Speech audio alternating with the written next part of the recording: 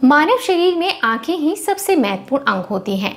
आंखें जिन्हें हम नेत्र भी कहते हैं, हमारे शरीर का वह अंग होते हैं जिनकी सहायता से हम देख सकते हैं। इसलिए एक कहावत भी कही गई है कि दांत गए तो स्वाद गया, लेकिन आंख गई तो पूरा जहान गया। दिमाग के बाद हमारे शरीर में सबसे ज्यादा इम्पोर्टेंट रोल जो प्ले करता है वो हमारी आंखें होती हैं। चलिए जानते हैं कैसे।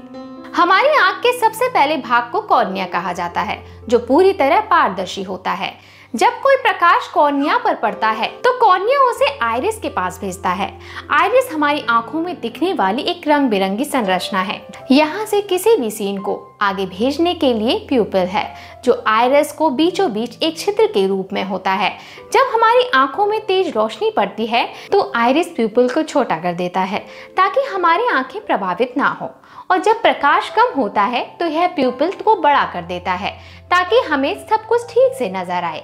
हमारी आंखों से टकराई रोशनी प्यूपिल से होकर लेंस तक पहुंचती है। यदि हम दूर देख रहे हैं तो लेंस भी खुद को फैला लेते हैं, और यदि हम कुछ पास का देख रहे हैं तो लेंस खुद ब खुद सिमट जाते हैं ताकि हम जो देख रहे हैं उन्हें ठीक तरह से रेटिना तक पहुंचाया जा सके। लेंस को छोटा या बड़ा करने की जिम्मेदारी सिलियरी मसल्स की होती है।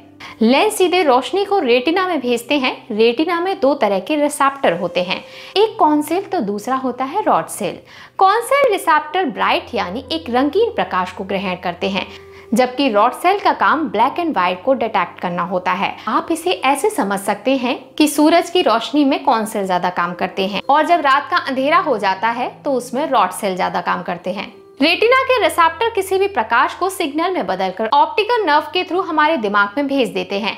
यह पूरी प्रक्रिया बहुत ही कॉम्प्लिकेटेड होती है। चलिए अब ये जानते हैं कि हमारी दोनों आंखें एक ही चीज को क्यों देखती हैं। देख रहे हो, हम चीज भले ही एक देख रहे हों, लेकिन दोनों आंखें अलग अलग काम करती हैं। जब संकेत ऑप्टिक नर्व के ब्रेन से अंदर पहुंचते हैं तो ये नर्व एक दूसरे को क्रॉस करती हैं, जिसे ऑप्टिक कायाज्म कहते हैं।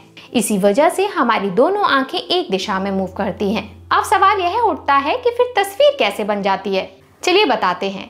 दिमाग में संकेत पहुंचने के बाद सीधे हमारे ब्रेन के थैलेमस हिस्से में जाते हैं, जहां हमारी यादें स्टोर होती हैं। यहाँ से इन्हें ब्रेन के अन्य हिस्सों में भेजा जाता है, जैसे फ्रंटल लॉब और टेम्पोरल लॉब। ये हमें किसी रंग और साइज का अंदाजा लगाने में मदद करते हैं। इसके बाद सारे सिग्नल एक साथ स्टोर करके ब्रेन के ऑसिपिटल लॉब में जाते हैं, जहां हमारा विजुअल तैयार होता है और हमें फिर दृश्य नजर आते हैं।